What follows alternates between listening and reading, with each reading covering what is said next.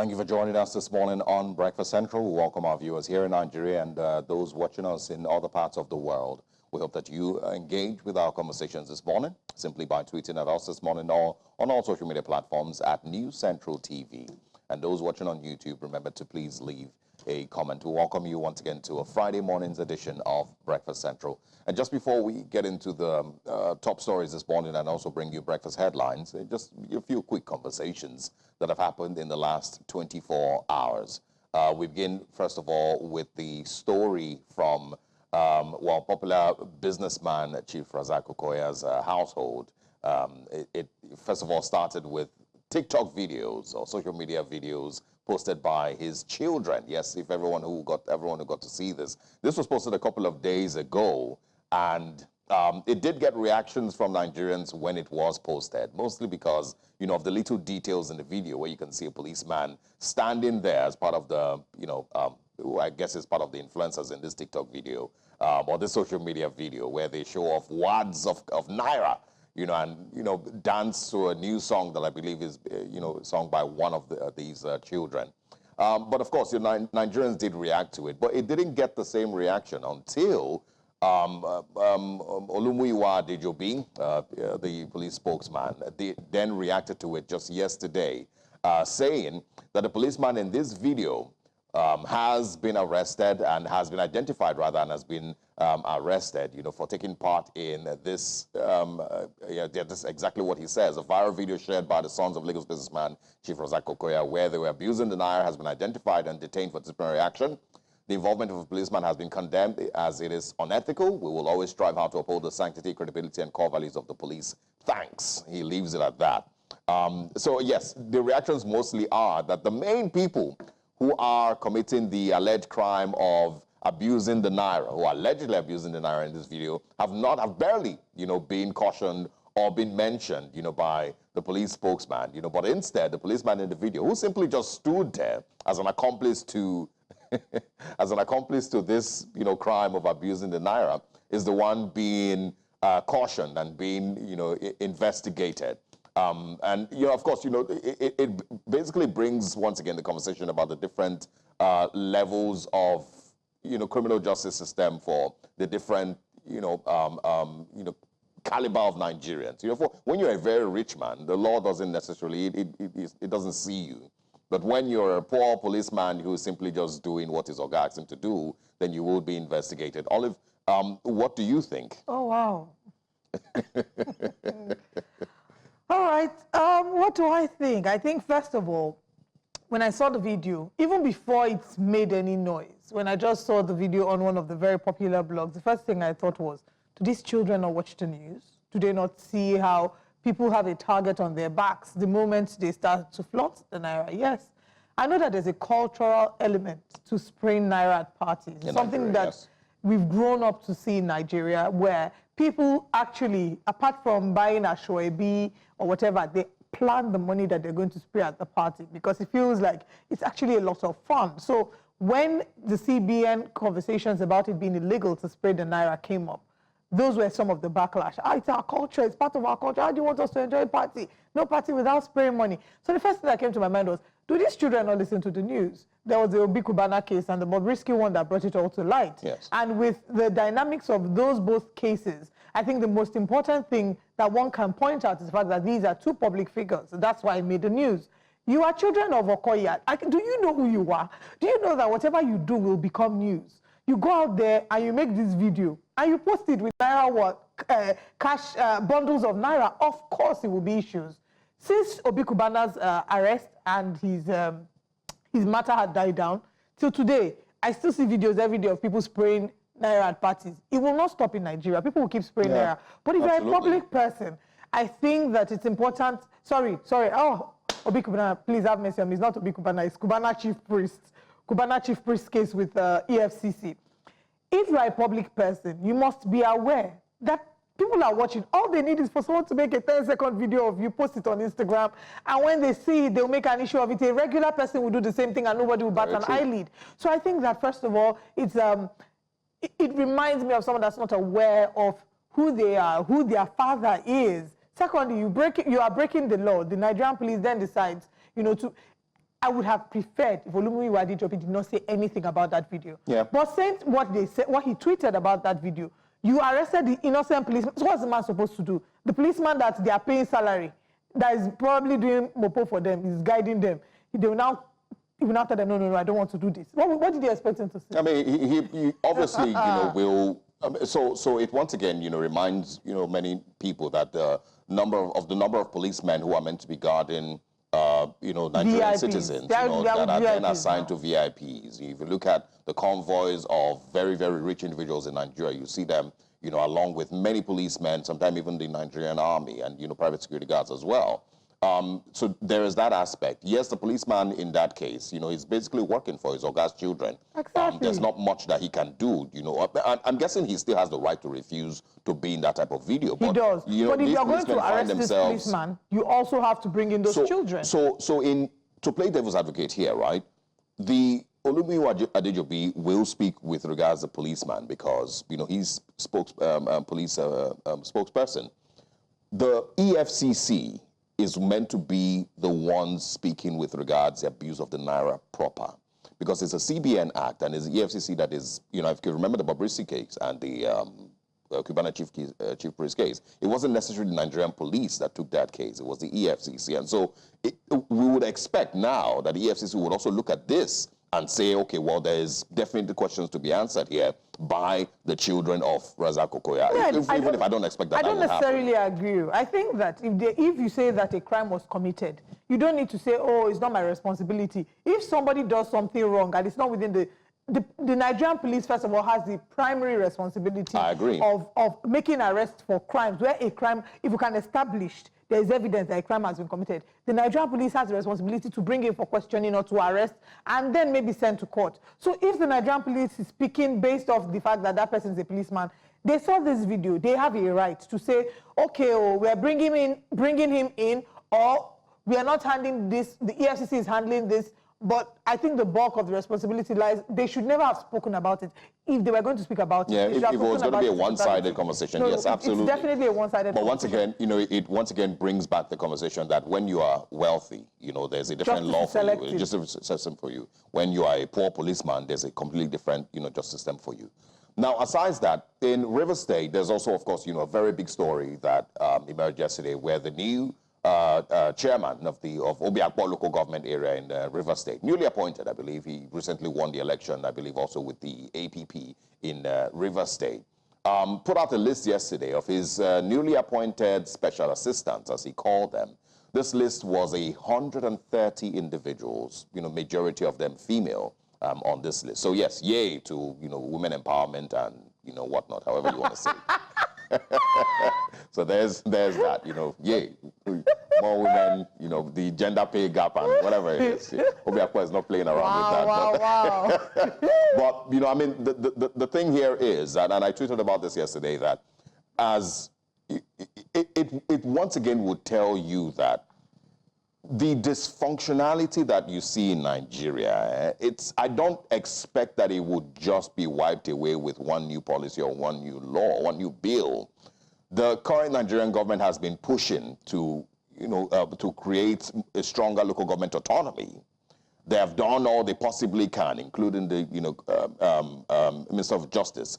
But in that same local government that you're expecting autonomy, you expect that the funds of the local government will be properly utilized for the local government. That's where you are seeing one person hiring or appointing 130 special assistants for himself, because special assistants are not for the local government. They're not special assistants that would, be working for the local government. If not, they would have had portfolios. I'm actually... These are special assistants for himself. I was hoping that this thing was a stunt or a skit and that maybe it was a parody account that posted it. But it is Chijioke Ihunwo, Ambassador Chijioke on X, that posted it. He said, I have appointed the following persons as my special assistants. Yes. They are one, Helen Nyekwere, Josephine Wogo. It's a long list, 130 names. To list this number of 130 people and ends it by saying, I congratulate them and call on them to serve diligently in the interest of Obiakpo local government. Their appointment takes immediate effect. Yes. If they explain Nigeria to you and you understand, they don't explain it. So now imagine how much would be required to pay these 130 special assistants that are just for the chairman? Because again, these people do not have portfolios in which they serve the people of the Obiakpo local government area. It is for Oga Chairman. These are his employees. Imagine the amount of money that will be required to pay the salaries for these people from the monthly allocation that goes to Obiakpo local government area. I don't know what the exact figures are. The figures change every month. And so if Obiakpo is going to be receiving 250 million naira every month, or maybe 300 million naira every month from federal government, imagine that a large chunk of that is going to be going to paying 130 special assistants. Especially now that we're talking about the financial autonomy of the local government with the Supreme Yes. Court judgment in July 2024. And then the local government has their funds and they feel like now we can do what we like. This will be part of the arguments that will be brought up by the governor, saying, you see why we didn't want to grant these people financial autonomy, although that's not an excuse, because this is not, this is a one-off. But I think that this is something that should be looked into. The local government council should look into this. You can't come and unilaterally appoint 130 people to assist you as what?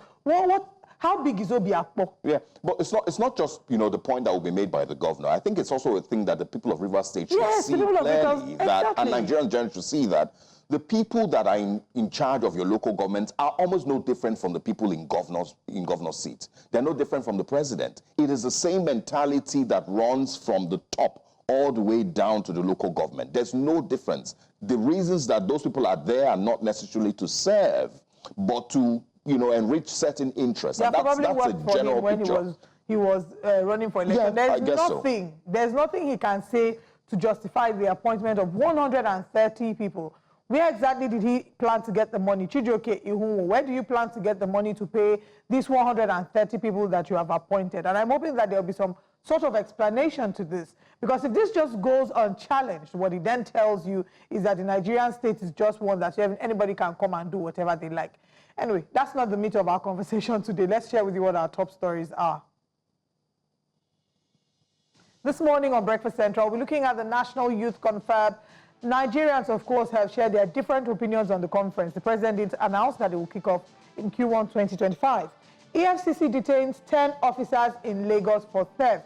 The EFCC is indeed cleaning its own house. I will bring you an update of the assault on a 3-year-old pupil. Parents and educators condemn act as she's been detained in Kirikiri. Nigeria, China set to build strategic relations. We have a detailed report on that, even as we review the newspaper front pages with you this morning. Join us for all this on Breakfast Central.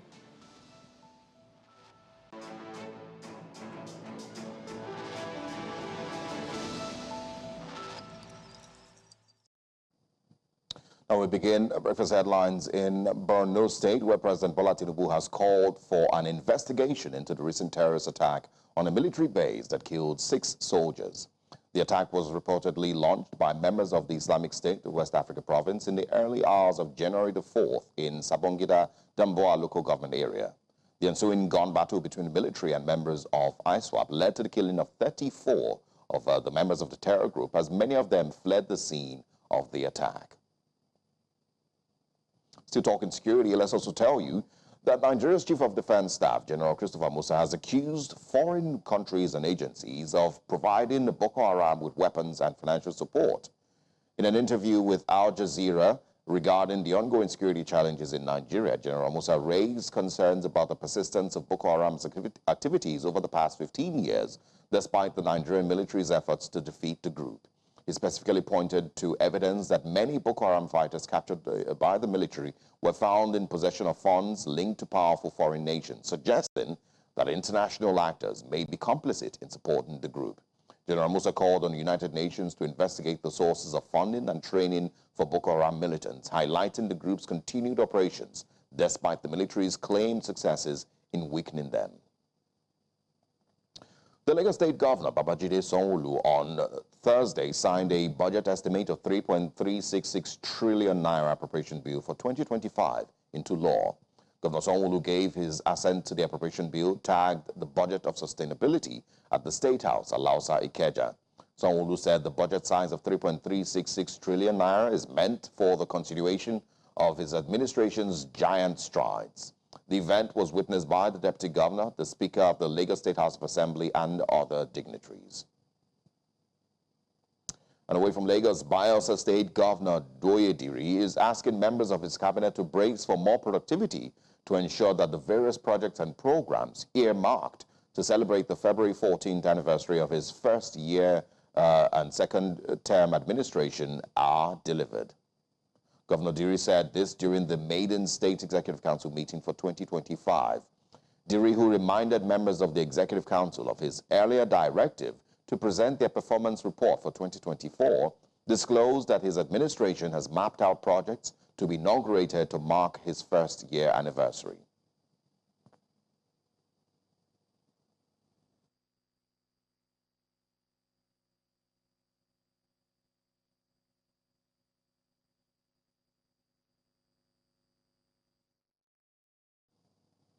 And shareholders holding 10% of First Bank of Nigeria Holdings PLC have called for an extraordinary general meeting to discuss the removal of its board chairman, Femi Otedola, and non-executive director, Julius Omodayo Owotuga. The alleged Otedola's leadership, facilitated by the former CBN governor, Godwin Emefiele, has led to governance lapses, favoritism in executive appointments, and plans for a contentious 360 billion naira private placements to consolidate control, with Barbican Capital holding a larger stake at 15.01%. The demand raises questions or critical questions about corporate governance and regulatory oversight. Stakeholders await SEC and CBN responses to the unfolding leadership crisis at FBN Holdings. Now, beyond our shores, Mozambique's main opposition leader, Venancio Mondlane, returned from over 2 months in exile on Thursday, declaring his readiness to participate in talks over the disputed October 9th elections that have sparked deadly protests. Mondlane, who claims the election was stolen from him, arrived at Maputo's main airport, where he was greeted by a large group of journalists. Despite calling on his supporters to meet him, security forces restricted access to the airport. The opposition leader has accused the ruling Frelimo party and its candidate, Daniel Chapo, of rigging the election in Chapo's favor. Chapo is scheduled to be sworn in on January 15th, and authorities have called for dialogue to resolve the dispute and ease the tensions which have led to weeks of violence and unrest. And also in the news, Chad's government has downplayed the recent assault on its presidential complex, rejecting claims that it was a terrorist act. Government spokesperson and Foreign Minister Abdurrahman Kulamala, addressing the nation on state television, described the attack as disorganized and incomprehensible. Kulamala revealed that the assailants had attacked 4 guards before breaching the complex, where they were easily overpowered. He added that the surviving attackers appeared to be completely drugged and posed no significant threat to the nation. Chad, under military rule, frequently faces security challenges, particularly from Boko Haram militants in the Lake Chad region, bordering Cameroon, Nigeria, and Niger. The country recently terminated a military agreement with France and has been accused of meddling in Sudan's ongoing conflict. And that's all on Breakfast Headlines. We, of course, move back now to Breakfast Central and bring you our top stories. I am Osaogi Ogbonwa.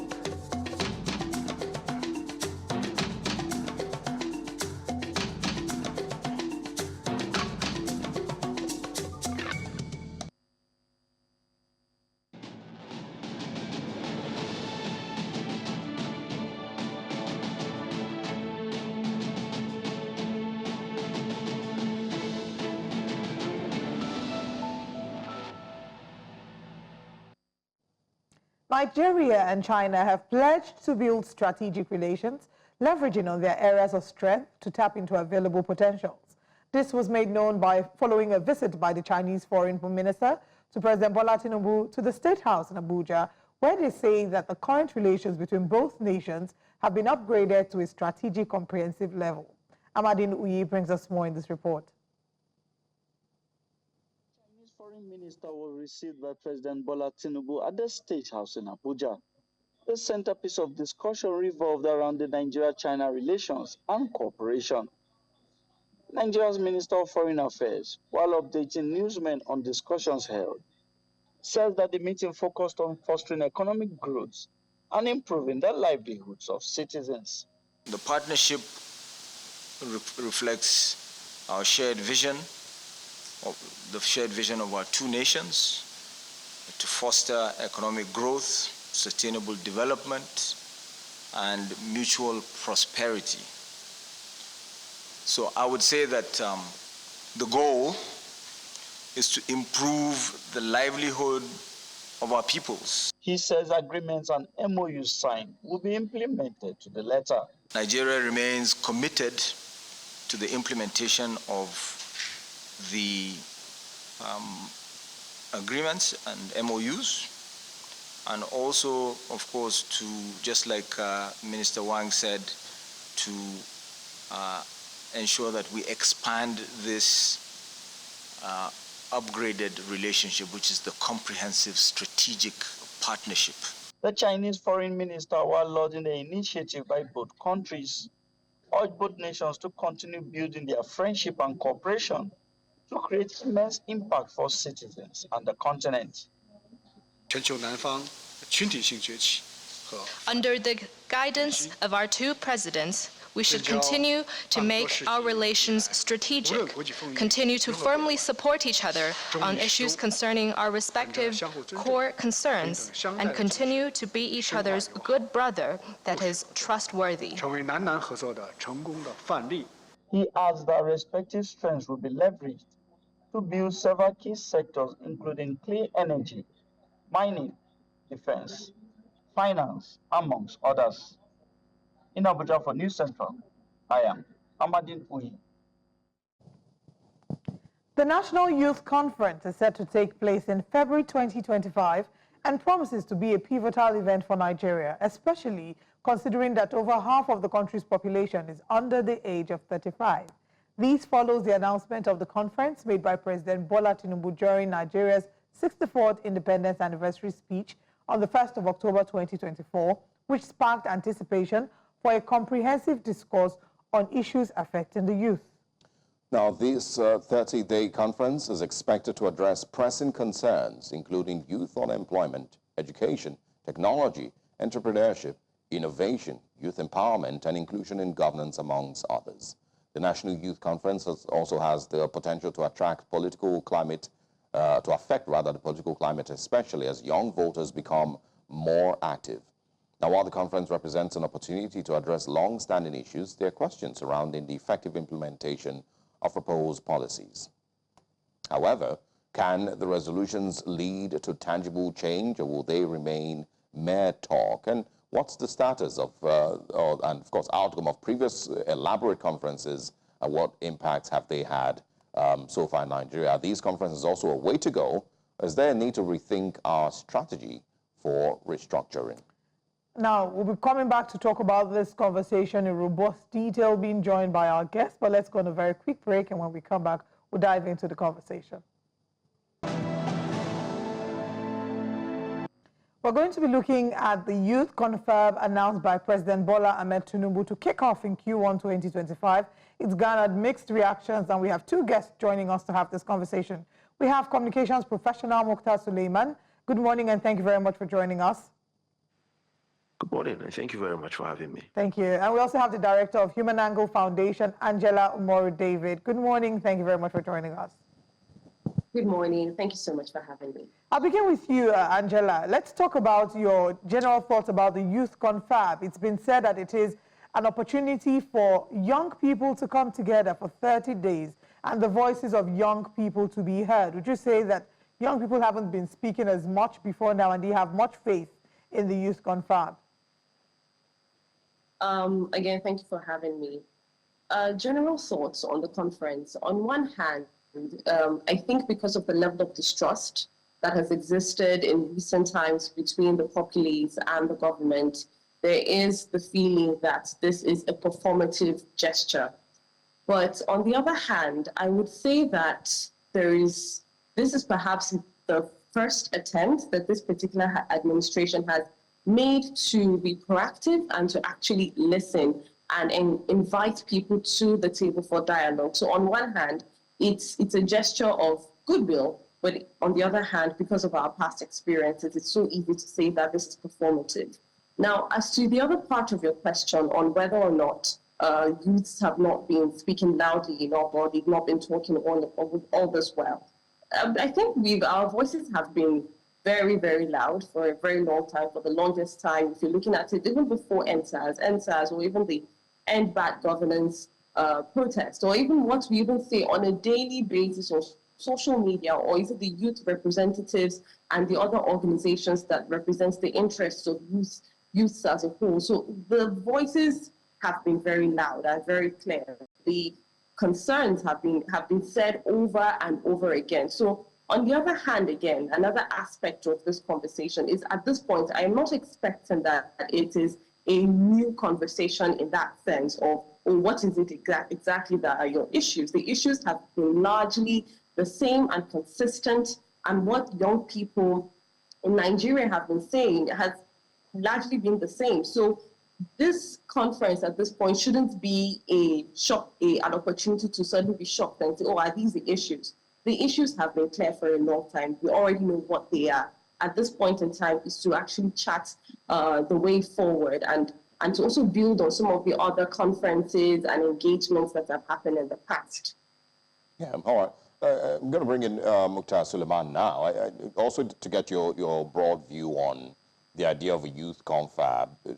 Do you also think that this is something that, you know, I mean, maybe it's the current government's way of showing that it recognizes the voices of, you know, the millions and millions of young Nigerians, and it wants to bring them into the conversation, and, you know, it wants also to hear what they have to say. Is that your understanding of what this is? Thank you again very much for having me as well. I think it is very, very important that there's a popular adage that says that to he who little is given, much is expected. And oftentimes, before you are trusted with more, you will have to see the utility or how you've utilized before you're trusted with more, we have to see how you've utilized the small that you were given. As my good friend Angela have actually said, these issues are very, very pronounced, and we already know what some of them are. And it's always very important that we call the demon by its name sometimes, so just so that it is very, very clear that we don't hide around semantics or ambiguities or abstracts. We know what the youths are asking for in terms of employment, in terms of access to education, access to basic amenities, and these are realities that undercuts, amenities that undercuts the very reality of everybody, whether you're young or you're old. And we just want to have decent living in the country where we call home. But the government has fallen short of those things. So if you're telling us that you want to call it 30-day confab, which I think it's outrageous, 30 days. I've been a host of a lot of conferences, a lot of seminars and events. If you keep human beings beyond 2 days, you lose their attention. If you keep human beings beyond 2 days, you've lost their attention. So I do not understand the thought that has gone into the fact that we want to keep people who are still looking for gainful employment, even the ones that are employed are underemployed, and they are looking for how to make ends meet and keep bread on the table. You want to keep them for 30 days negotiating what I really don't know. So when we say that we want to go into the confab and you want the youth to come to the table, let's assume for the sake of argument that it's actually a good thing, which I don't think it is, but let's assume that it is. What then is the agenda? Because for every activity you're going to do, as a program person that I am, you have to have a concept note that talks about, oh, these are the objectives that we're going to do and these are the expected outcomes. And then you're talking about how you're going to monitor those particular outcomes. So my question to the government would then be, okay, where's the concept note at least? Make it popular, make it public so everybody can see it. Okay, this is what we are hoping that we're going to get out of this confab. This is what we are going to do after we get this out of this confab. Because the last national confab we had that Jonathan did, it's still just there lying fallow in a sheet of paper. and nobody has done anything about it. For me, I don't see it as any form of a means to an end. I see it as just a performative gesture, and as with most people, it's just a way of how some people can actually get some things for themselves as well, because a lot of money is going to be spent. If all of that money that is going to be spent, I can't wait to hear how much was actually spent eventually at the end of the day, because these things have a way of coming out in Nigeria. By the time they are done with all these things, I can't wait to see the amount and what we could have ordinarily used that money to do that would have benefited the larger part of. So again, this is what I'm asking. So you don't interpret this as an opportunity for young Nigerians to speak their minds on the issues that bother them the most? I think if the government actually wanted to elicit information from Nigerians, there are ways to go about it that would not require spending money on a very big conference. Trust me, if a simple I'm a communications person, yeah, and we know how to do targeted messaging. If a simple link comes to your email or to your phone as a text message, or on your YouTube page, or if we do targeted ads, and the Nigerian government then does take out time on mainstream media platforms to let everybody know that, oh, these particular links are from us. Please fill this link and tell us what you think we can do better. And somebody should sit down and do that analysis of that result. For me, it's way better because it shows that you're willing to put in the work to get the job done, as opposed to just having people come flashing into the banquet hall in State House and come and sit down. They'll say they are doing a youth confab. I don't think we should do that. Actually, I think it's an absolute waste of money. All right, Angela, you can see other guest thinks that it's an absolute waste of money, and he doesn't think that all the young people should be brought together because it's a waste of time. And reference is made, and rightfully so, to the 2014 national conference that was put together by former President Goodluck Ebele Jonathan.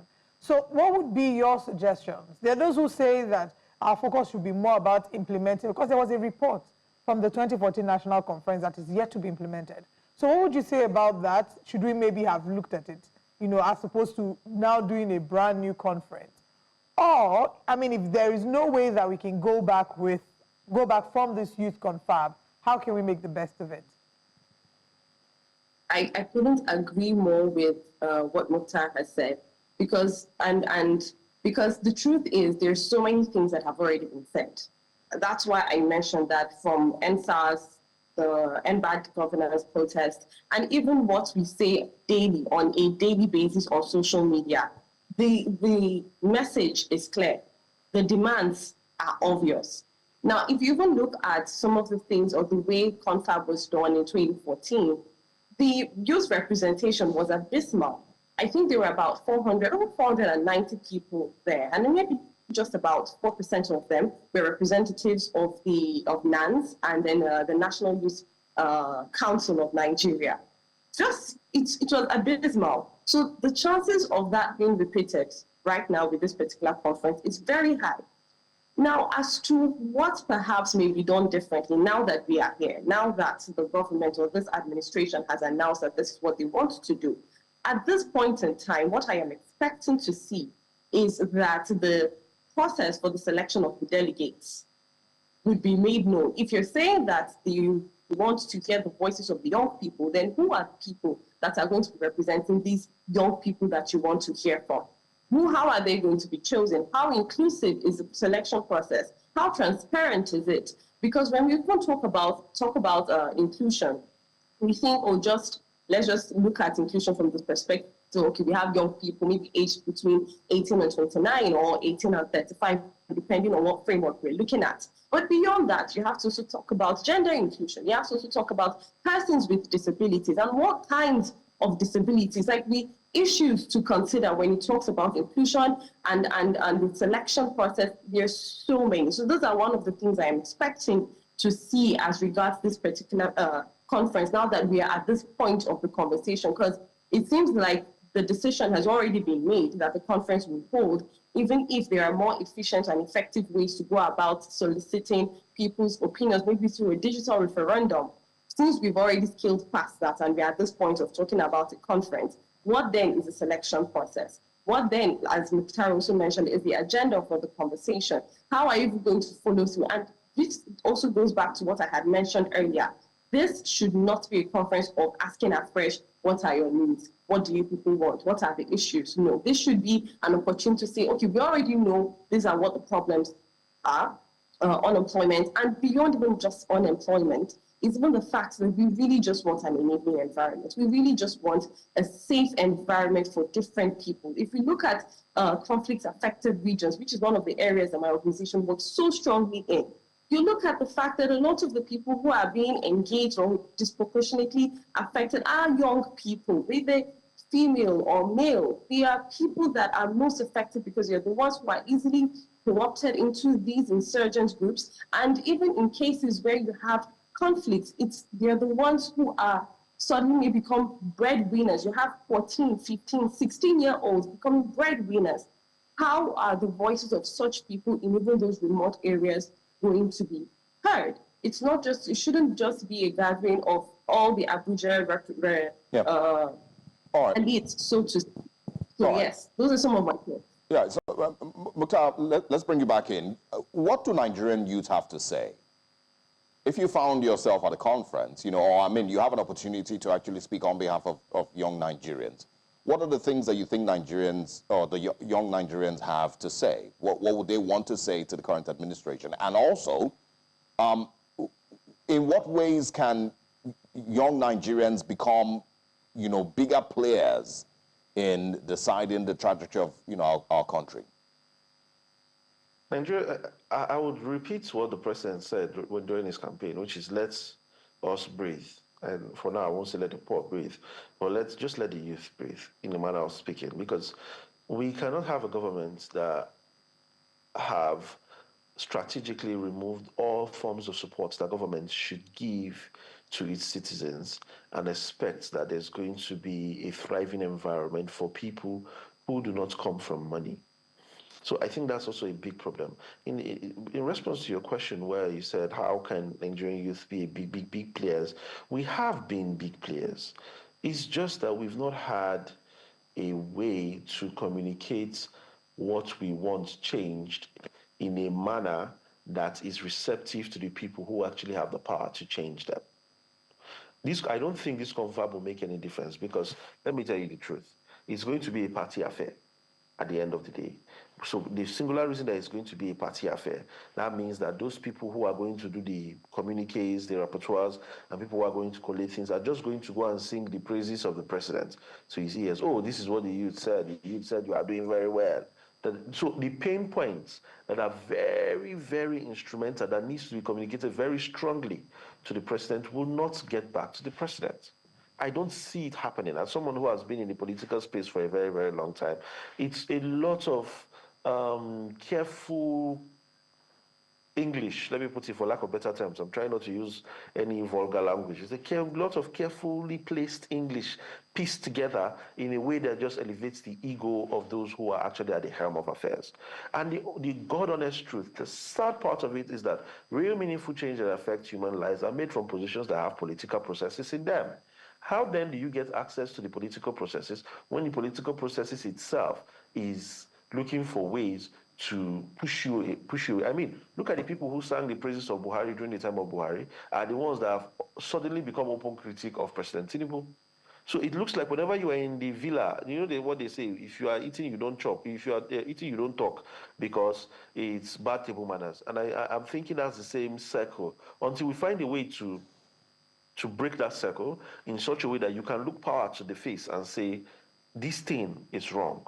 And we have to find a way to change it.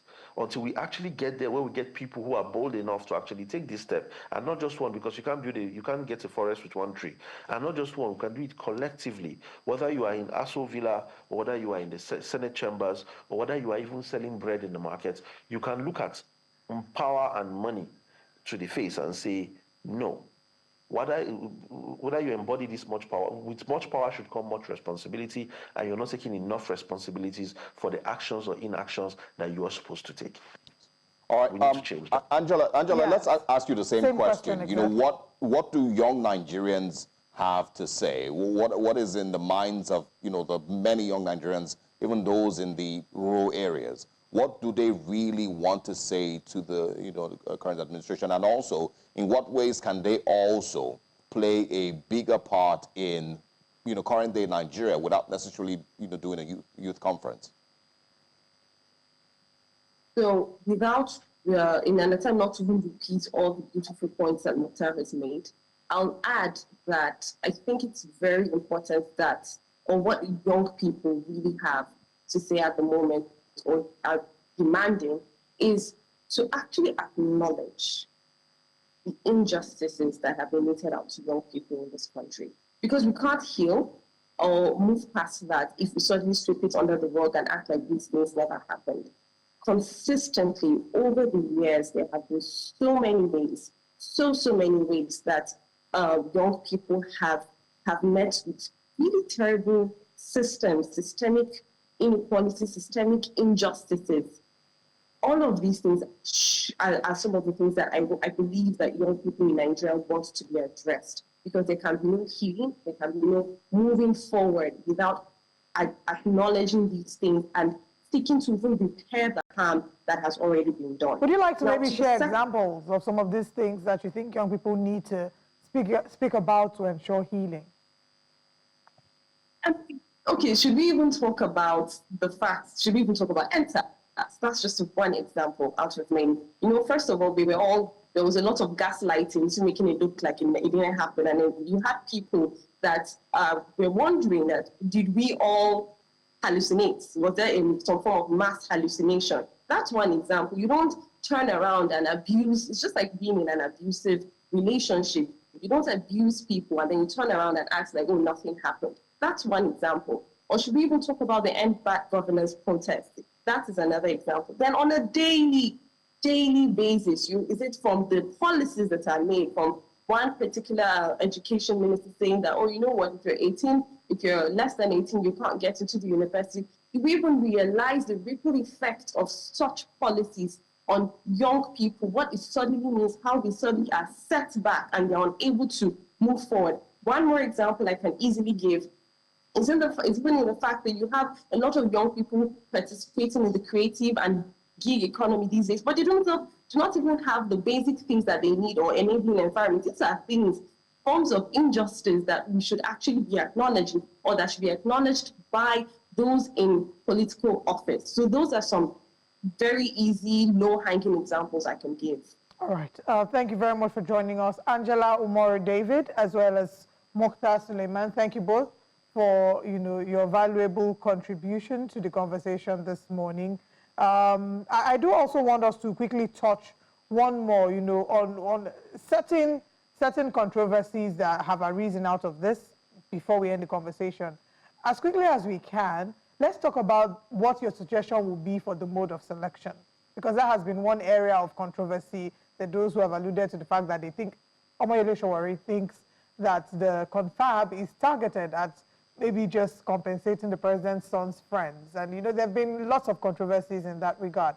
So if you had to suggest to the presidency as to the metrics by which they will use to select representatives to attend the youth confab, let's hear from the both of you. I'll start with Angela. What would be your suggestion? Okay. Now, speaking as someone who's worked in the nonprofit space, we've done small-scale versions of large conferences like this over and over. And what you would do is to say, who are those who are most affected by these issues? Who are those whose voices that should be heard? So it's starting from that perspective, right? And then also thinking about it from the perspective of the people who are most affected are the ones whose voices should be centered the most. So we already know that we're talking about young people. Now, within the young people, there are different sets of intersectionalities that have to come into play. Intersections between gender and age, intersections around disability and age and gender, then intersections around educational background and access, and then other intersections like geographic spread. So if you want to do it it's like a quota system, I would advise. If you want to do it on a geographic basis, you look at the 6 political zones, or even all states really, because even we are so diverse, or each state should make sure that we have representatives from minority groups and then the major groups as well. We're talking about ethnicity, religion, and all of that. So once there's that kind of spread across the different forms of intersectionality, then we can say we are speaking. And to also make sure that, very, very important, people that are from even smaller communities. And then to also make sure that, because I know that another question that might arise in response to what I just said is, level of education and exposure to make sure that they can contribute meaningfully. We often assume that illiteracy in English is the only form of intelligence that there is.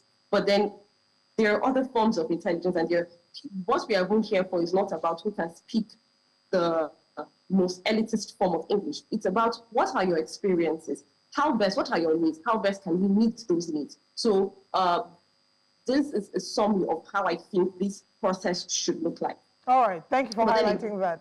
Just to add, that time is already the essence, because if you're doing this in February, then this is too late to do something as large and as widespread as I have mentioned. All right, let's hear from Mr. Suleiman. Do you have different suggestions other than the ones that Angela had just spoken about as to how we can ensure that there's adequate representation? Because it might seem that whether we like it or not, the youth confab will go on. I think the selection criteria should not be restricted to certain specific people. I understand what it means to make it open, but isn't that the whole essence of government, for it to be open? So, because you can have, like I've attended the World Youth Forum, for example, the one that happens in Egypt. They used to happen in Egypt in the past, before COVID hit. And in the World Youth Forum, you have 8,000 delegates that attend the World Youth Forum in Egypt from different parts of the world.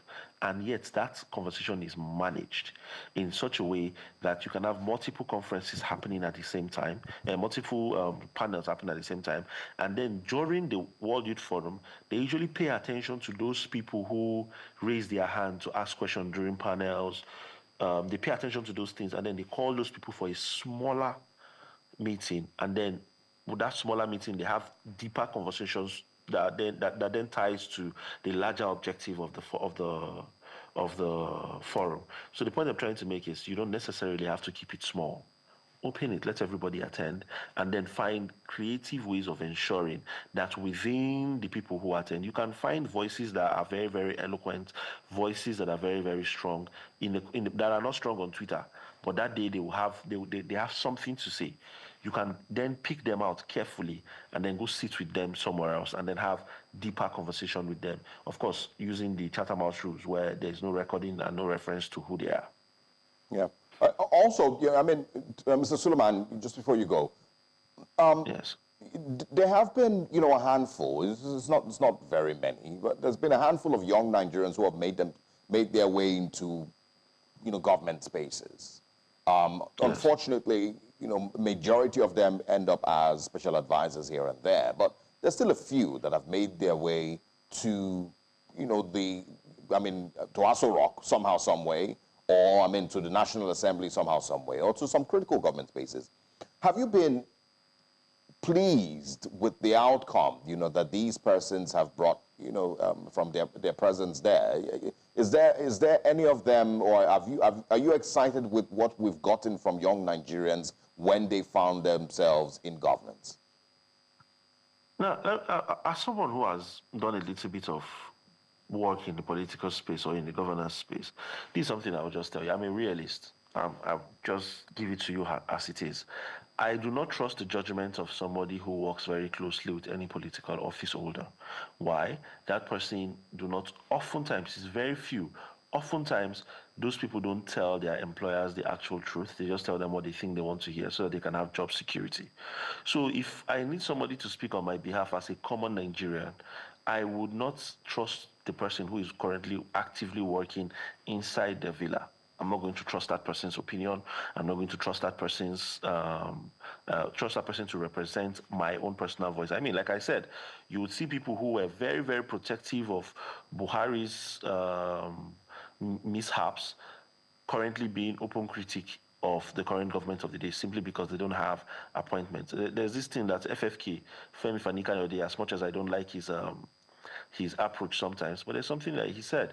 He said, if I work for the president, or if I work for somebody, my singular job is to protect that person as much as possible. I'm a communications person. If I lead the communications of a particular organization, maybe internally I'm going to say this thing, but externally, my job is to ensure that that organization is seen as the pilgrimage point of everybody who works in any other workforce. And that is just the reality of how special advisors or senior special advisors always operate. Yeah, all right.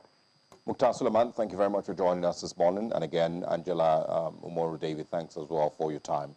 We look forward to speaking with you again. Thank you. Absolutely. All right, let's take a quick recap of some of the stories that we've shared with you in the first half of Breakfast Central, and also let you know what comes up next.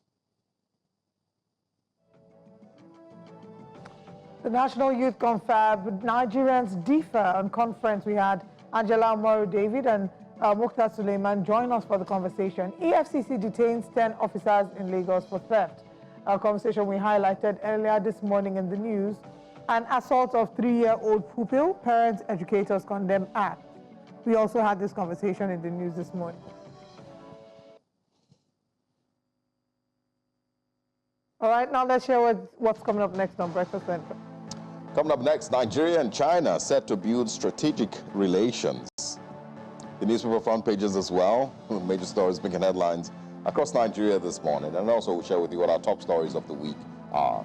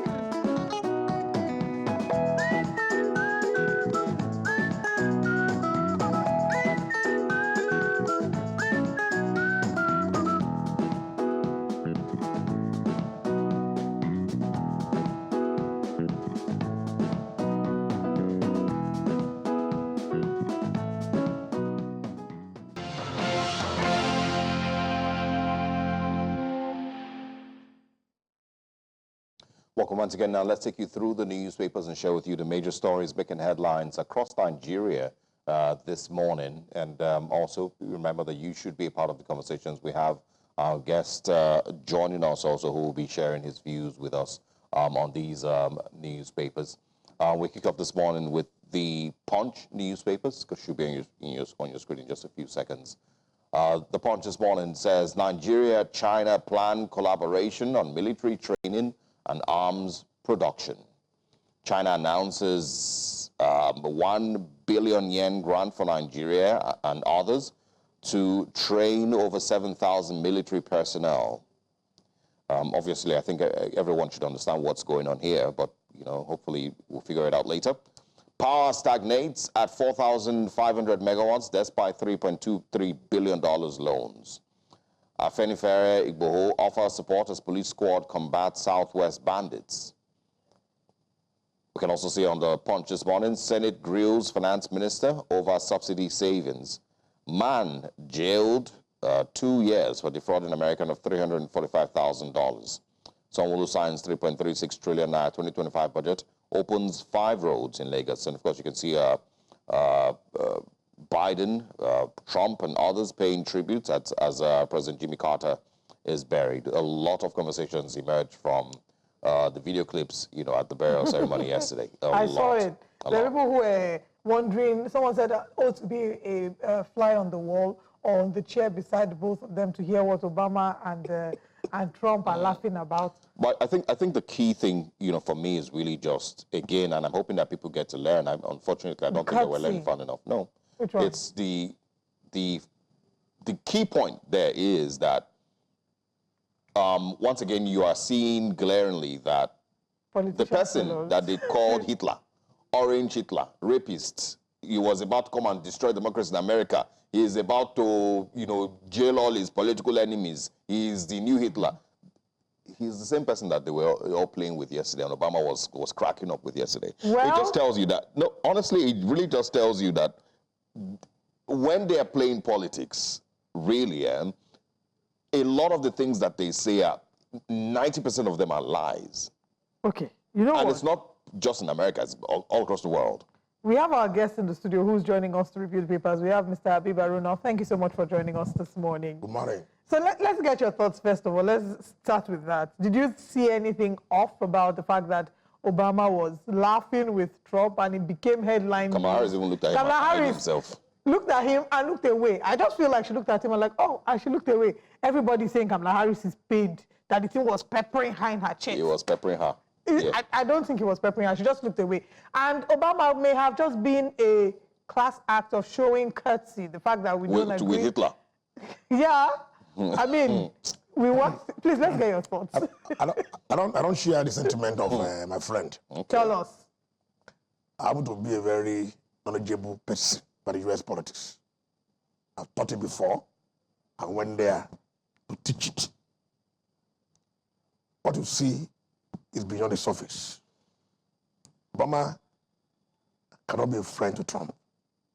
He was just being cautious, right? The setup itself matters. It was to respect, with the last respect, the former U.S. president, a decent human being, a peanut farmer that rose up from Plains, a village in Georgia, and became the most powerful man on earth. He served for first time. After the service, he became a global statesman, doing many things that people were enviable of.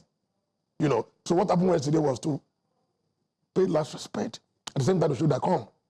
We are former U.S. president, we are coming in again as president. Can't be enemies. They don't talk because we are with each other. If they were not sitting down beside each other, and after the program, they stood up and started talking, that's different entirely.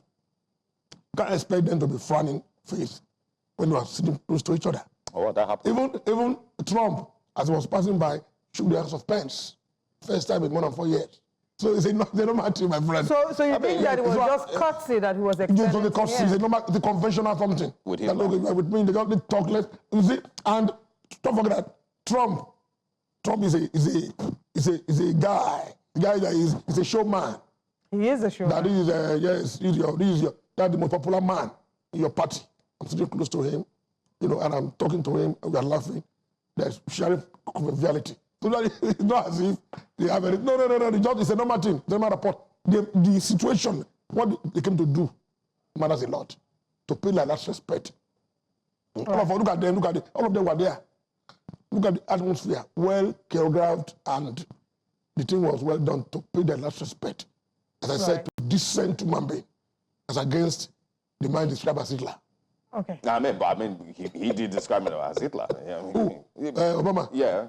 You can differ with people, but when you see them, you can be cautious. It's courtesy that has been extended at the end of the day. What did you expect? Obama is a class act. What did you expect? I'm surprised that Trump did not greet Kamala Harris. Well, I don't know what people are saying here, because there's obvious. If these people want to show disdain for each other, they will show it. It doesn't matter what they're doing there, whether it is Jimmy Carter's funeral or it is, the Super Bowl. They would show it outrightly. But what I'm pointing out Obama is would typically that a couple not. of weeks ago, this person was painted as the disaster that was Americans should avoid. The event, what did they come to that place to do? Even if it was at the Super Bowl. Even if it was at the Super Bowl, it is pretty much the same. The atmosphere was I also think that is also a function of the parties involved. Obama typically is the kind of person that, yes, when it comes to fights, we'll fight the fight, but outside that, he sees that there's nothing he can do about it. He will pay his courtesy. I agree with that. There's nothing there. Right, yes. Okay. Hitler supporter, please go ahead. The point I'm making, I know I get what you mean. The point I'm making is that when you hear the political rhetoric that you hear when people are campaigning, a lot of times people get fooled by it. And you can see that there's a ton of people who absolutely hate Donald Trump because of the rhetoric that these people sold to him. The same way there are a ton of people that hate Obama. Oh, absolutely. Yes. But it's not necessarily because of anything that Donald Trump said. It is mostly because of what they've discovered about Obama and what the Democratic Party has turned out to be. The point is, the rhetoric that is sold when they are campaigning eventually turns out to, I mean, you find out that it is all just campaigns, all just lies. And they will do the worst that they can to win whatever election. And again, it's not particular in America. It's politics. Exactly. I was going to say that I can agree with you that that's everywhere. Politics. It's because everywhere. Just like with lawyers, in the law court, we are prosecutor and defense counsel. We are fighting. When we finish in the evening, we go and grab my point is, you can see that this person doesn't actually think he's the new Hitler. And that's the point. The bottom line. He was just lying. The bottom line you don't know that. He may still think that, but then at the end of the day, elections are over. Exactly. Now it's time to governance. Let's move on to governance. Okay. Go. If you insist. All right. Nigeria-China plans. I think we probably should start. Okay, we'll take the next paper and then we can come back. Okay, let's go to This Day newspaper. On the front page of This Day newspaper, concerns mount over. Wow, you can see the Geregu First Bank share prices, financial statements. That's been a very big story, and I'm sure that we can, get some of your feedback as well regarding court restraints First Bank over GHL, Otedola, others face arrest. That's another story there. We see also Sanwo-Olu signs 3.36 trillion naira 2025 appropriation bill into law, and at the bottom of the paper there, 2025 budget drama in Senate, as Finance Minister demands closed session with lawmakers. Tinubu receives Chinese Foreign Minister. That was the big story on the front page of the Punch newspaper, but you can see the photo here of Tinubu receiving the China's Foreign Minister. But I think we should start with the court restraining First Bank over GHL and others. Otedola and others face arrest. We can see that the riders to that big story. Oil firm to sue for $1 billion damages over bank's alleged breach of contract, and more shareholders oppose bank's private placement. But let's get your thoughts on that. So there are many issues there. As a Nigerian, we should be concerned because First Bank is the biggest bank. Get all these GTB, UBA, there's any bank splash. First Bank is the biggest bank in Nigeria. And many things have been going on in that bank the past 5-6 years. When the immediate past CBN governor, Emefiele shown more than casual interest in First Bank. And many people accused him for consummating the ascendancy of Otedola as a chairman. It was even reported that Emefiele directed the former MD of First Bank, Ade Tunton, to ensure that the dollar takes over the bank, which happened eventually. Started buying shares, all of a sudden became the largest shareholder, took over the bank. So what he did as a boardroom guru, the dollar first casualty was the same Ade Tunton. Many things were put on the table that led to the removal of Ade Tunton. And the last person, according to report, the thing that came last in the interview became the MD, an ally of Otedola.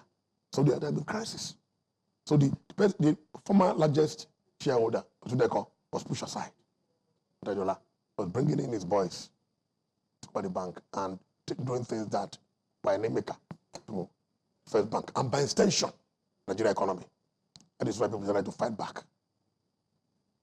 And why is this day in the forefront of promoting the stories? I don't want to dive into that.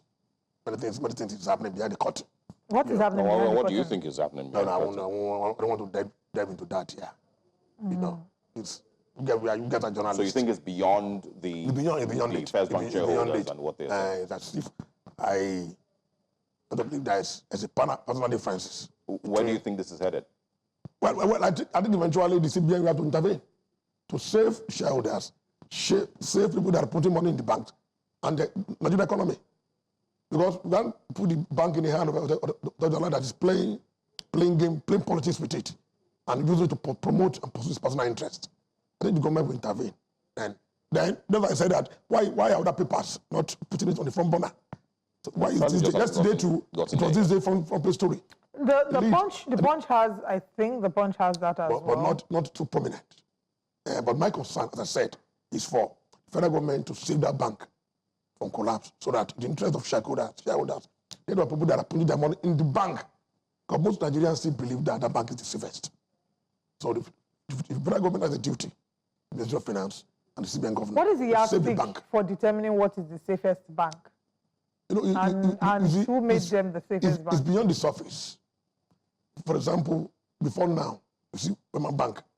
You see, Wema Bank is right to say we are regional banks. We don't believe in national spread. We're not regional bank. Union Bank has national spread. But look at the way Union Bank died. Only time I may feel it. You know, where's Union Bank now? So the biggest bank we have now is First Bank, GTB, Zenith, Access, UBA. These are the biggest banks in Nigeria. But the trusted ones among Nigerians, the one that they think is well run, has capacity to resolve any problem, any financial crisis, is First Bank. You know, and that is why the federal government, we have to come in to save the bank from collapse. Because these intrigues we are saying, this infighting among shareholders, this determination by the dollar to take over the bank by all means, there's no way to be in the best interest of Nigerians and Nigeria. Can you speak on, because we need to move to another story, the accusations of, mismanagement, that has gone on within FBN while Otedola since he took over? I'm not a financial expert, but I'm a shareholder in First Bank. And I'm collecting my share, even though it's not much.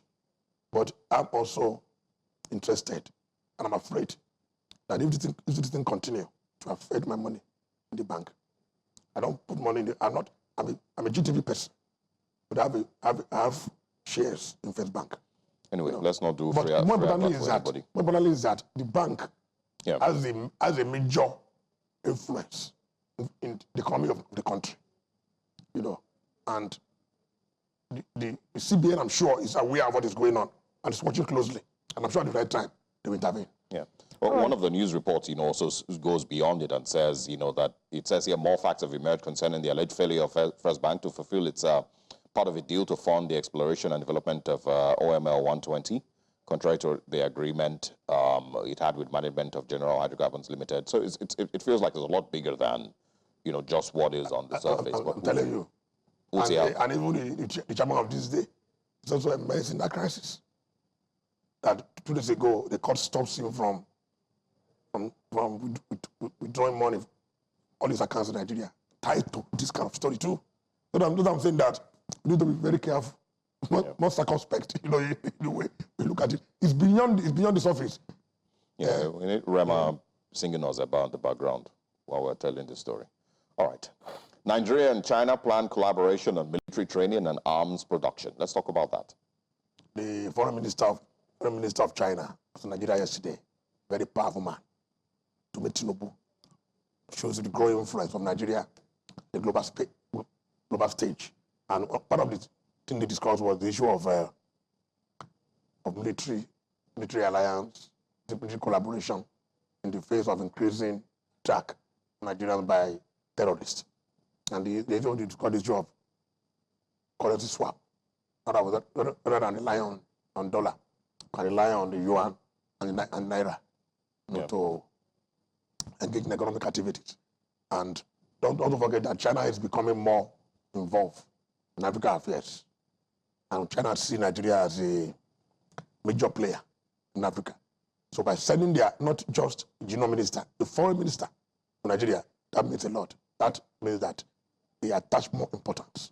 So the relationship between us and them. They have their interests, Nigeria has its own interests, but does this, tell you that maybe Nigeria is moving away from its relationship with the West? No, that'd be simplistic. Nigeria cannot. Nigeria have deep-rooted relationship, particularly President Tinubu. Tinubu is an American guy, Chicago man, Why do you say that? No, it's not possible. It's difficult. Tinubu has a lot of a lot of friends, a lot of school in Chicago, and they have many interests in Chicago and by and large America. So Tinubu will not want to put all our eggs in one basket. But at the same time, relationship between Nigeria and the West, America and Europe, is solid rock, not solid. Just to tell you all that China can still have a space, to come in, but not necessarily affecting it. It not happen. No. Not happen. Okay, let's move to another paper and see what the front pages are saying. Our next paper this morning is the Leadership newspaper. Kano Senate stops trafficking probe, says it's Almajiri Affairs movement.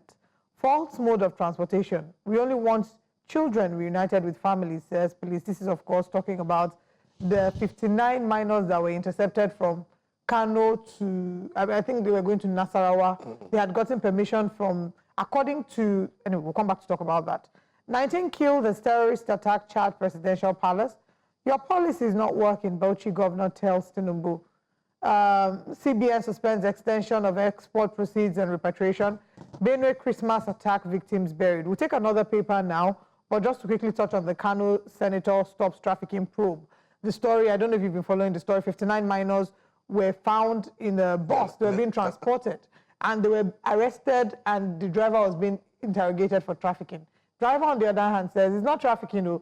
The parents gave me the permission. I collected permission from them, and I'm taking them for Almajiri studies. And again, so it then brings up the conversation about this whole Almajiri system in 2025, and its importance in educating young people in a country that, unfortunately, I can't say boast of because it's nothing to boast about, but we have very high scores when it comes to the number of out-of-school children. Do we consider the Almajiri system of government, of education, as an actual education that is befitting for young people in Nigeria? That's a very fine question. During the time of Jonathan, the Jonathan government set up a committee and came up with a policy. And the policy presupposes that the Almajiri system should be institutionalized.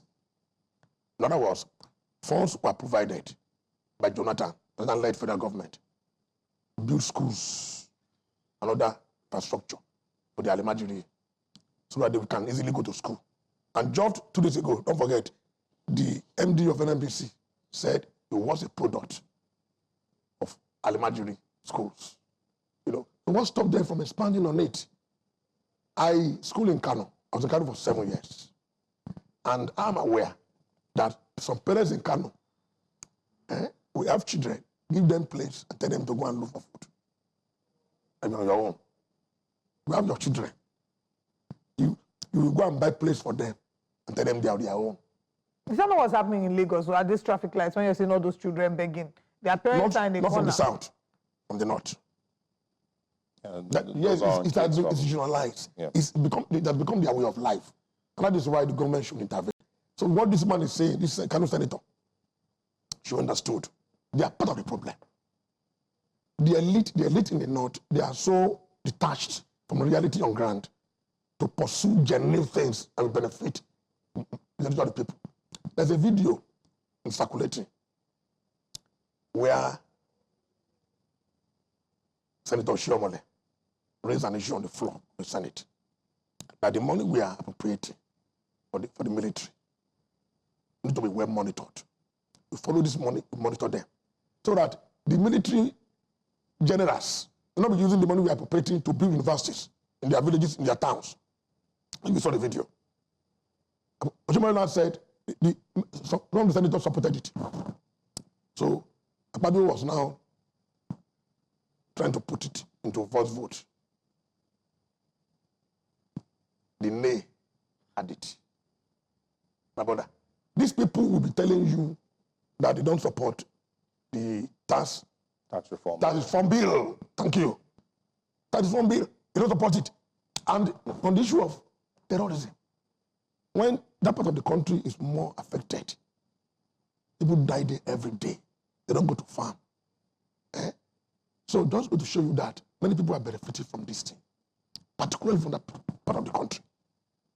So we need a leader that is very strong. Like, for example, the current one, Tinubu, that can face them. It is wrong. When you say that there are people that are benefiting from this system, they are benefiting from it. How?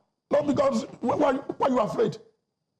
Someone said, let's monitor what we are giving the military. Because me, I believe, and that's my opinion, that there's a racket going on in this fight against terrorism. It's a racket. You guys are making. How can you, from a chief of staff, build university? Where do you get the money from? And yet we keep, I mean, we check the budget. Why are you afraid that this money you are, because this is about money. Monitor the money, you get the corporate. If people that are, the federal government is spending billions every year in dollars in this fight against terrorism. Now let's monitor this money so that the money is used for what it was appropriated for. That was what Oshomole said. And most senators from that part of the country say no. Yeah, so we are in a very serious mess. You're not the first person saying, speaking about this, alleged racket so that is going on. When I watched the video yesterday, I felt bad. Yeah, and it includes... By Cordelia Okwe. I felt very bad. It involves beyond even just the, army. People have also alleged the NGOs that exist in those countries. Absolutely. The politicians, and a lot of other, stakeholders. So they will not want this. They will not want this war to end, because they're benefiting from it. Terrorism will only exist if there is room for it. Why are they not in Lagos? Why are they not in Kano? And Sokoto? Why the amphitheater in Bono? That's what I'm saying. So because those guys allow it, and it's unfortunate. And we have to cry out and let them know that they're doing this wrong. Their people are dying. Look at Zamfara State. Some in Niger State, about 3 or 4 local governments are controlled by these bandits. You are saying nay. Nay, that they should not monitor what is going on, that should not buy the right ammunition and fight those people, and that people are dying, soldiers are dying. Yeah, it's scary. Sad. Really scary. But just once again to highlight, this story, again about the young children, 59 minors. It's not even saying 59 young Nigerians, actual minors that were being moved to Zamfara. It's in the Zamfara, Nasarawa State. I think Nasarawa. State. I don't build a context for you. Yeah. I'm just highlighting it, that so we shouldn't. Continue. Have you lived in the North? No. I visited, not lived. When you live in the North, when you are eating in a restaurant, these boys will be outside their place, waiting for you to finish. So how do you think that this system of, the one thing that easily comes to mind, for example, would be using poverty, weaponizing poverty during elections? Correct. So would that be the way you think that, would that be a strong enough reason for the elite to ensure that systems like this are still in place to hold these people down and ensure that they don't rise above poverty levels? You see, no matter the problem we have in the South, we are not at that level. And we will be so delinked on what people are facing. In the North, they don't give a damn. The emergency system is something that has been nurtured over time by the elite to continue their subjugation of the masses. Even this thing we're talking about, terrorism we're talking about, most of these foot soldiers were recruited through this emergency system. The point I'm making, most of these foot soldiers that are fighting now with terrorists were recruited from Al-Majiri system. So it will be difficult for it to be stopped, my sister. And don't forget that religion also a very key part encourages it. Go and stay with one malam. Now if they buy you plate, then you go and look for money. Anything you get, take it back to the malam. Shouldn't so it's a very the sad system situation. typically be about teaching them the faith, teaching them, I would imagine it would be about educating them about the faith as opposed to what it has become now in terms of going out to collect money and bringing it back home. You cannot delink it. They all work together. That's why I said I have seen it firsthand. I'm just wondering how a country allows this to be done to its young children. How do we? It's not the country. That's why I say it's not national thing, in a national problem. But it's still it's a problem. It's a problem. The government is still aware on the national Absolutely. When I see those children. And that was why our President Donald Trump should be given that credit. Tried to build a policy that we bring in those guys, make them to be responsible to themselves and to society, But subsequent governments and state governors in the north did not follow that thing. It's unfortunate again. It just highlights the fact that they are not too they're not in support. I'm not in support. They're not even give a damn about it. I remember I was being kicked against. I mean, if you look at the front page of the leadership paper, you will see also the picture of 3 children. Apparently, these children were abducted from Bauchi and sold for 2 million naira in Anambra State. Look at those children. Again, you see stories like this, and what comes to mind is, what's the value that we place on the life of Nigerian children? Every day I'm in traffic here in Lagos, you're seeing them, auntie, I like your hair, auntie, I like your makeup. They're at the windows, and your heart just breaks. You have to say it in that because that's how they say it. They say the same thing. Your heart breaks because you're thinking, these children should not be out here. They should be in school. They are not selling children in the South. That's what I'm asking. How does the country allow this to be done to its young? And you must. One thing you must know again is that this kind of thing is not a case that is happening in Nigeria. It happens everywhere in the world. It's for the security agencies to be more proactive and prevent it from happening, and also make sure that people that are involved are arrested and punished accordingly. That is it. You cannot prevent it. Crime must take place. It's for the agency involved to be more proactive, know what we are doing, prevent it from happening, and if it happens. Yeah, but how does that happen when a senator is saying that they should ignore it? The senator, not the Senate. I mean, yes, a senator. But it also is because there's no state institution or federal government institution that is strong enough to actually put its foot down and say, no, these are against our laws. But these things are already in the law, and the law is against it. There are many edits in the law that can be used to prosecute people that are involved. Yeah. Well, I believe that we've run out of time for our conversations this morning. There are several other papers, but unfortunately we can't take them. Not to worry. Breakfast Extra will be taking the rest of the papers over the course of the weekend. It's a delight to have you, sir. Thank you so much for joining us. All right, we'll go on a break, and when we come back, we'll be looking into other conversations this morning on Breakfast Central.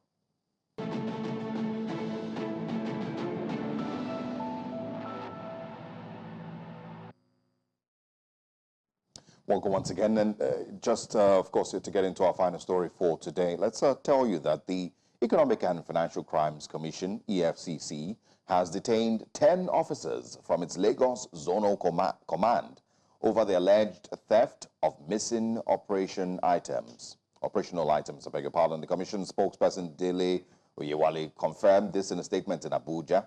He stated that development was part of ongoing efforts by the EFCC chairman, Ola Olukoyede, to rid the Commission of corrupt practices. In an effort to uphold integrity and fight fraud, the EFCC also announced on Monday that 27 personnel had been fired. According to Oyewale, these officials engaged in misbehavior and fraudulent activity in 2024. According to him, the EFCC chairman approved their termination in accordance with the Anti-Graft Staff Disciplinary Committee's recommendations. Olukoyede warned that no official would be exempt from disciplinary action and reiterated the EFCC's zero-tolerance policy for corruption. We're joined this morning by Deji Ajari, who will be speaking to us about this update. Good morning, and thank you very much for joining us. Good morning. Thank you for having me this morning. It would seem that the EFCC is cleaning up its own house. Let's get your initial thoughts about the update regarding the EFCC and the house cleaning that it's doing within itself.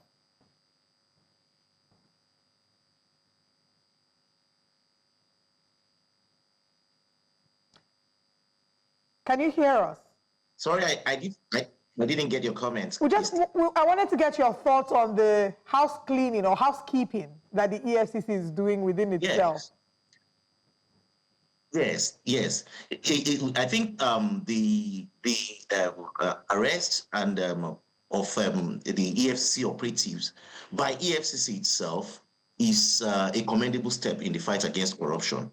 It's a demonstration of the fact that the EFCC is willing to tackle, complaints of unethical practices that have been soaring in the past against officials of the EFCC.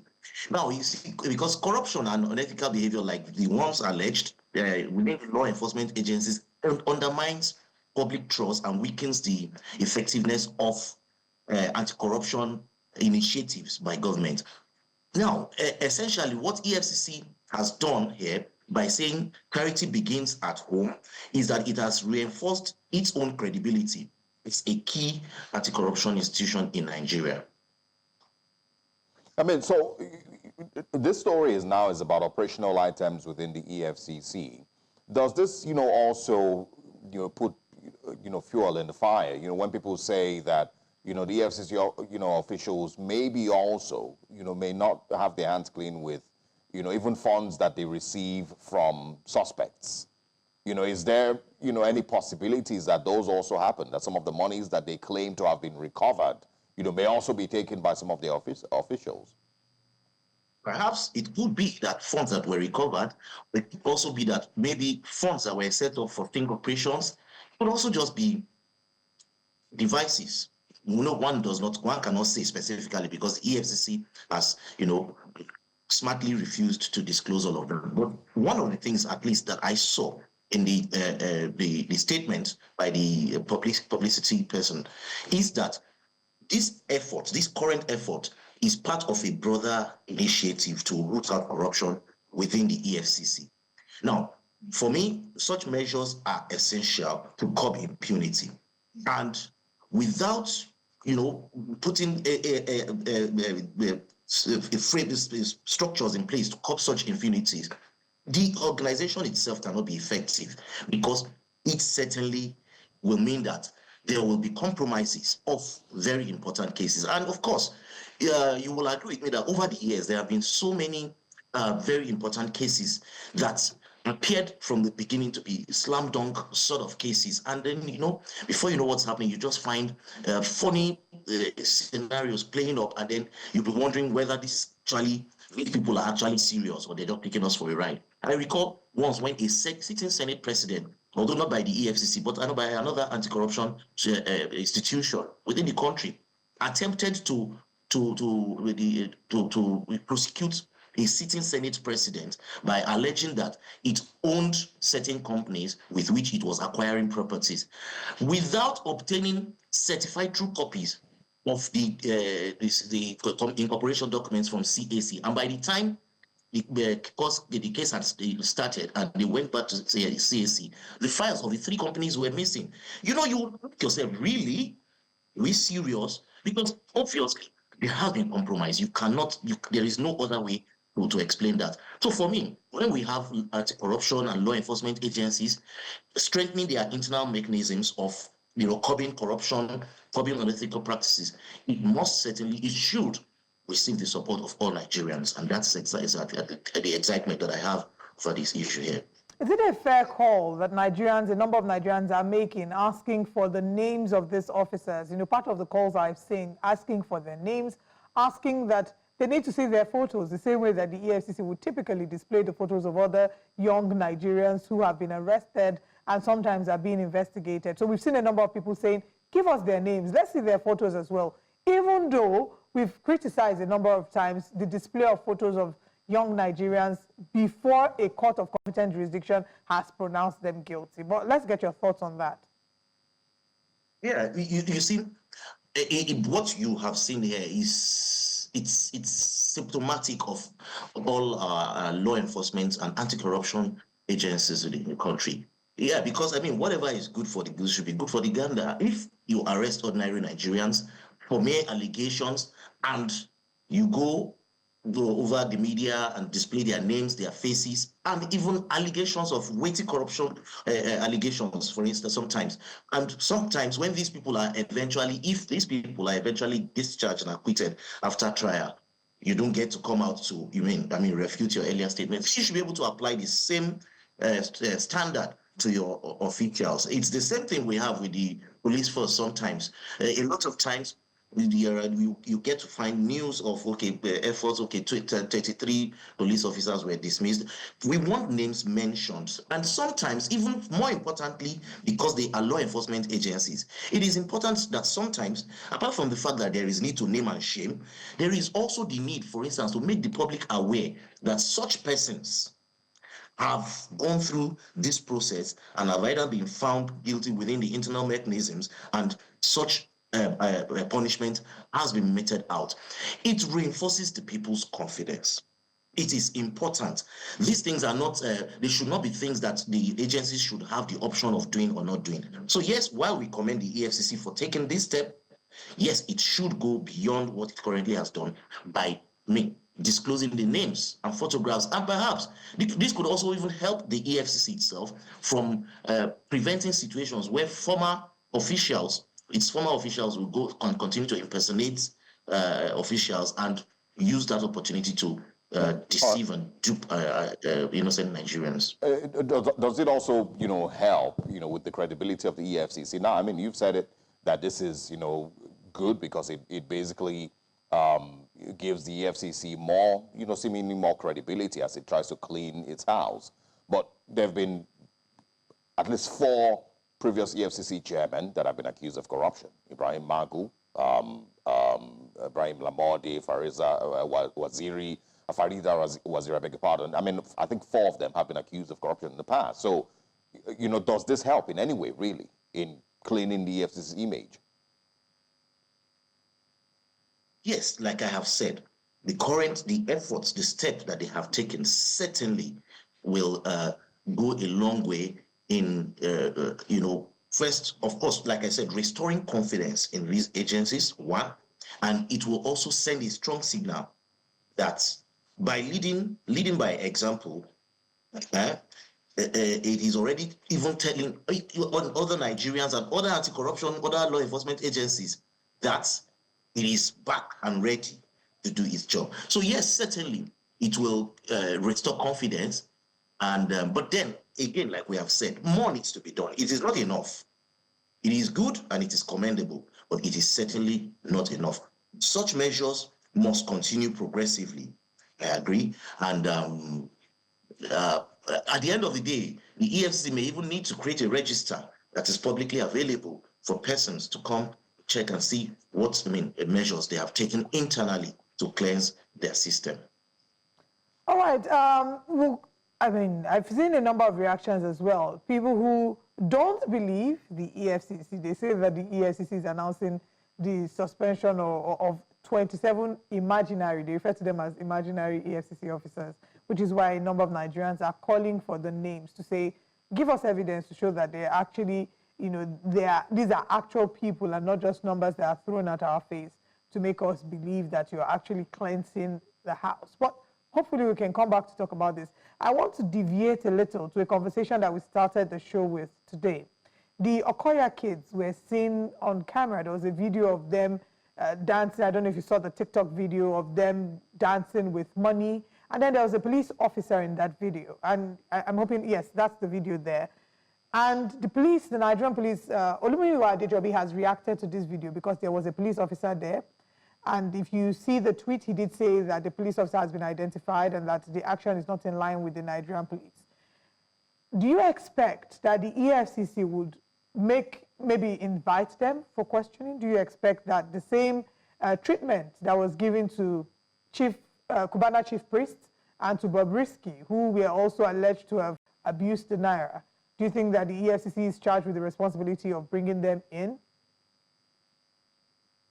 Well, of course, the EFCC, has, in the past, arraigned at least 2 persons in recent past that we can recall. So it certainly has the powers to arrest and arraign such persons and prosecute them.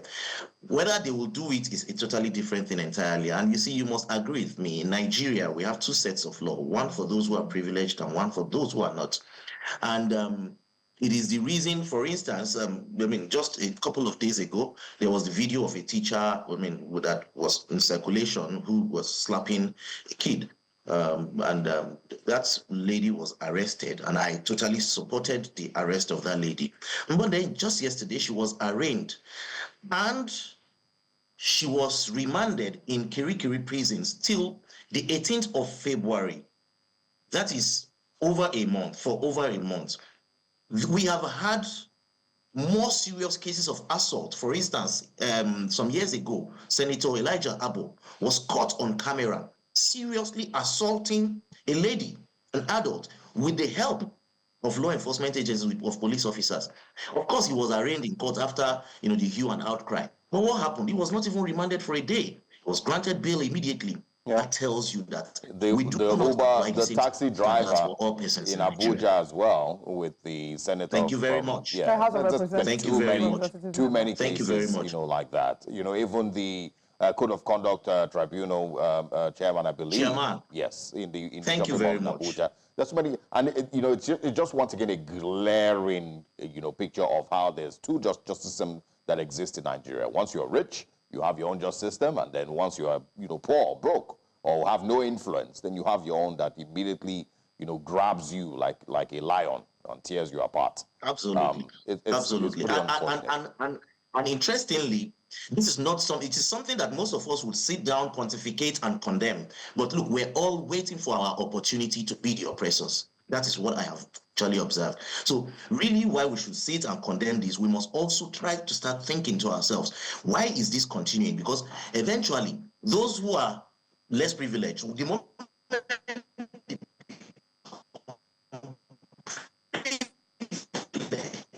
the same thing to call someone an uncle and auntie, a friend that they have in the system to help them compromise the system. And the truth of the matter is, as long as we continue to have this, law enforcement will continue to be ineffective. Okay, I think our final question will be your expectations for what the EFCC should achieve, or maybe cases you think you would love to see a logical conclusion in 2025.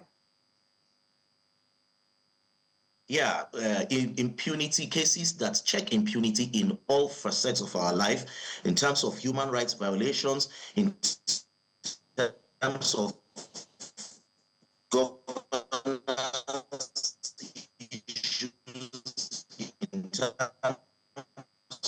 of corruption, what one would like to see, because impunity is what drives practices. Once with it, then we'll keep doing it. So I would like a situation where in 2025 our law cases, instituting cases and prosecuting people in order to curb impunity. Yeah. All right. DJ Jerry, thank you very much for joining us this morning and for sharing your thoughts with us. Very interesting story, and we'll see, if things turn out the way that you have predicted with this particular, with the Okoya case and with the EFCC as well. Thanks for your time. All right. Well, as we wrap up the conversation, we cannot but talk about the disturbing 2-minute video of Stella Nwadigo, a teacher, repeatedly hitting a 3-year-old pupil. Now, this video has gone viral, and this woman has been arrested. This is a pupil of Christ Method School in Ikorodu, Lagos. And we do have reports about what the update is so far and how she has been remanded in Kirikiri prison. I mean, viewer discretion is advised. This video, she was teaching the boy how to count number, I think it was from 61 to 65, and each time he got the number wrong, she would slap him. When I was watching, she had slapped him 3 different times, and I had to stop. How do you even watch it? I had to stop. I had to try to watch it because I knew we were coming to discuss it, and each time she hit him, I would wince in pain. And I think that, again, a number of people would argue that this is how our parents raised us, but there is a thin line between raising a child and abuse. Parents and educators believe that there is need for discipline in schools, but discipline must be done with caution. When we were younger, there are a number of things that people did to us that we thought was discipline. Now it is abuse, because then we didn't know better. Our parents didn't know better. I'm hoping that, this case can be sorted out soon, and that this will serve as a deterrent to other teachers. Do you know, I was a teacher growing up. I remember a certain pupil. I wonder where he is. Bless him. Isaiah was his name. And he found it so hard to spell. I would tell him to spell orange, and he would say KWF. And I'm like, where did that come from? Now I'm much older. I understand that there's a condition called dyslexia, where people find it hard to be able to, spell, to learn.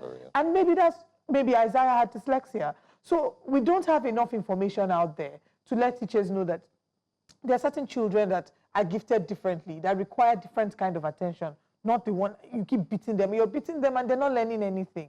So I'm hoping that this will serve as a deterrent and also to highlight to us that our education sector does need a lot of reforms. Yeah. We need to teach teachers differently. We can't be using TC2 and NCE training to be training children of Alpha, Beta, Gen Z, Gen X, Beta generation. The reforms, are generic, that our education system needs. The type of learning that the kids should be receiving. Montessori has been embraced now, which is great. The quality of teachers as well, teacher training as well, and that's the reason that you see some schools, have their school fees, as high as 20 million, 30 million naira, a year for these young kids, because they, assure you of a certain quality of environment for your kids. But, if you take a kid to, any of the basic schools around Nigeria, then you expect, of course, that's the quality that you will receive. But, there has to be a generic change, basically, in our education system. Such that the barest minimum form of education, and I use that word loosely, will be able to guarantee quality and safety for the Nigerian child. A child is meant to feel safe in school, exactly. not to go there and be abused by the teacher. But if you have a country where a senator is asking that they turn their face away when 59 minors are being, moved to a different state. That is part of our Nigerian system. Wow. All right. Anyway, we'll be back again on Monday. Thank you for joining us. Breakfast Extra continues over the course of the weekend. Remember, we know it's Friday. Drink with sense. Do not drink and drive. Enjoy yourself with sense. I'll be back again on Monday, and I am Olive Emodi. And I am Osaoge Ogbon. See you next week.